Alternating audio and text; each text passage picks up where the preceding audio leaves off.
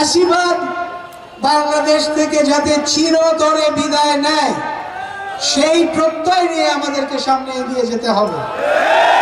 ফ্যাসিবাদের কোনো দোসরদের আমরা কোনোভাবেই প্রশ্রয় দিতে চাই না।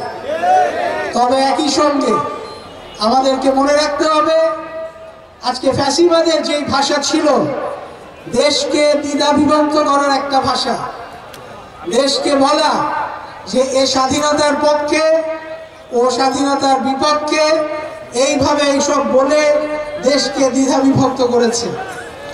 আমাদেরকে আজকে মাথায় রাখতে হবে, যারা এই কথাগুলো বলছেন যে 5ই আগস্টের বিজয়, যেটা আমাদের ভাইরা বলেছেন যে এটা কেবল তাদের একার অর্জন, আপনারা মনে রাখবেন যে এই 16-17 বছর ধরে, যেটা আমাদের অধ্যাপক আমিনুল ভাই বলেছেন, ফরাদ হোসেন আজাদ ভাই বলেছেন, এই 16-17-18 বছর ধরে বিএনপির নেতৃবৃন্দ, বিএনপির নেতাকর্মীরা, অনেক মানুষ ঘরে থাকার জায়গা পায় নাই, ঘরে থাকতে পারে নাই। শীতের রাতে আপনাকে বিভিন্ন খেতে থাকতে হয়েছে, জেলায় থাকতে পারে নাই, ঢাকায় যে রিক্সা চালিয়েছে। কাজেই মনে রাখবেন যে একটা পরিস্থিতি যখন তৈরি হয়েছে সেটা একদিনে হয়নি, এটা বিভিন্ন সময় ধরে মানুষের যে কষ্ট এবং যে পরিশ্রম এবং মানুষের উপর যে অন্যায় এবং অত্যাচার হয়েছে সেগুলোর ভিত্তিতে একটা ঐক্যমত্যে যখন দেশ পৌঁছেছে, তখন বাংলাদেশ সিদ্ধান্ত নিয়েছে, বাংলাদেশের প্রতিটি মানুষ সিদ্ধান্ত নিয়েছে ফ্যাসিবাদকে আর একদিনও থাকতে দিবে না, এবং সেই অবস্থাতেই ফ্যাসিবাদ দেশ ছাড়তে বাধ্য হয়েছে। কাজে এটা কারো একক অর্জন নয়, এইটা আমাদেরকে মনে রাখতে হবে। আজকে এই আমাদের যে অন্তর্বর্তীকালীন সরকার, তাদের প্রতি আমাদের নির্বাচনের আহ্বান সবাই দিয়েছেন। আমি আরো দুটা কথা যোগ করতে চাই।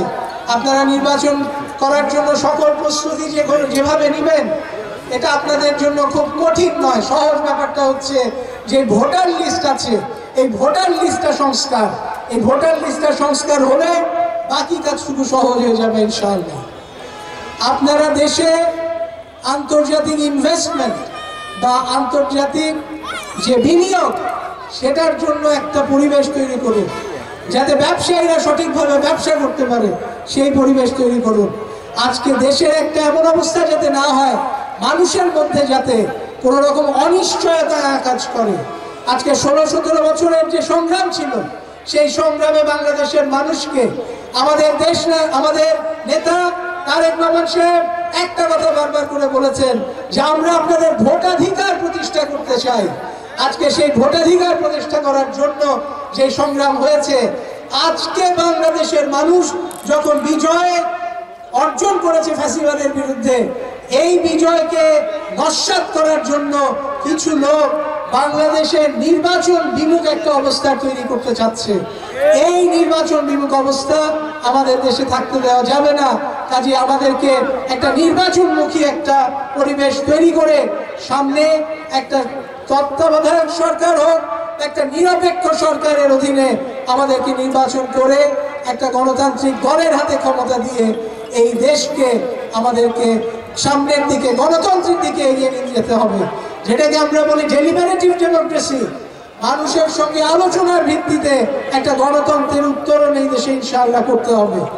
আমাদের এই দেশকে এক জাতিতে, যেটা দিয়ে আমি শুরু করেছিলাম সেটা দিয়েই শেষ করব, যে একটা দেশকে, আমাদের দেশকে একত্রীভূত হতে হবে, একটা জাতি হিসেবে আমাদের দাঁড়াতে হবে, যাতে সারা বিশ্বে আমাদের নিয়ে যদি কোনো ষড়যন্ত্র থাকে, দেশের ভিতরে হোক দেশের বাইরে হোক, এক জাতি হিসেবে আমরা সেই ষড়যন্ত্রকে মোকাবেলা করতে পারি।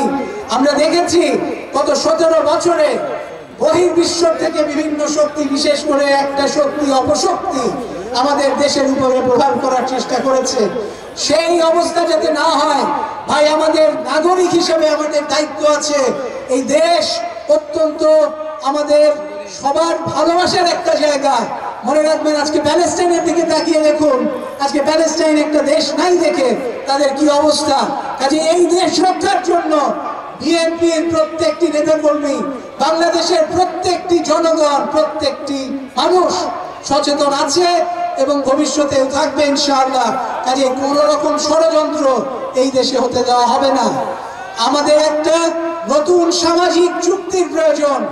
এই দেশে ফ্যাসিবাদকে চিরতরে বিদায় দেওয়ার জন্য একটা নতুন সামাজিক চুক্তি বা সোশ্যাল কন্ট্রাক্টের প্রয়োজন। সেটাই ইনশাআল্লাহ আগামীতে ঘটবে। শেষ কথা বলে শেষ করি, যেটা যে আজকে আপনারা দক্ষিণ আফ্রিকার দিকে তাকিয়ে দেখুন, একটা দেশ তৈরি করার জন্য। আজকে জার্মানির দিকে তাকিয়ে দেখুন, নাজিরা বিদায় হওয়ার পরে একটা দেশ গঠন করার জন্য। আজকে আপনারা বসনিয়ার দিকে তাকিয়ে দেখুন, একটা দেশকে গঠন করার জন্য তারা যেইভাবে বিভিন্ন রকম কমিটি এবং ট্রুথ অ্যান্ড রিকনসিলিয়েশন কমিটি এসব করে একটা দেশকে এক জায়গায় করার চেষ্টা করেছে। আমাদেরকে এই কার্যক্রম অবিলম্বে শুরু করতে হবে। আজকে আমার যে ভাইটা তেতুলিয়া থেকে একটা মিথ্যা মামলায় জর্জরিত হয়েছে, আটোয়ারি থেকে, দেবীগঞ্জ থেকে বিভিন্ন জায়গায় মিথ্যা মামলায় জর্জরিত হয়েছে, আমাদের একটা জাতীয় কমিটি করে প্রত্যেকের কথা শোনার ব্যবস্থা করতে হবে। তার উপরে কি অত্যাচার হয়েছে, তাহলে পরেই যখন মানুষের তাদের ভিতরের এই যে আমাদের এতদিনের যে অত্যাচার এবং অন্যায় যে আমাদের উপরে হয়েছে, এই অত্যাচার এবং অন্যায়গুলো যখন মানুষ বলতে পারবে, তারপরে আমরা একটা দেশকে এক জায়গায় ইনশাআল্লাহ নিতে পারবো। আমি আপনাদের কাছে এইটুকু বলে শেষ করে দেই যে এই এক করার জন্য এই দেশটাকে রেইনবো নেশন, যেটাকে রংধনু জাতি হিসেবে আমাদের তারেক রহমান সাহেব আখ্যায়িত করেছেন, এটার কারণ হচ্ছে একটাই, যাতে আমরা সবাই একটা দেশ গড়তে পারি। ডেসমন্ড টুটু, যেটা আফ্রিকার নেতা, রেইনবো নেশন বলেছেন, আমাদের তারেক রহমান সাহেব এই রংধনু জাতি তৈরি করার জন্য আমাদের 31 দফা দিয়েছেন। কাজেই এই 31 দফার ভিত্তিতে ইনশাআল্লাহ আগামীর বাংলাদেশ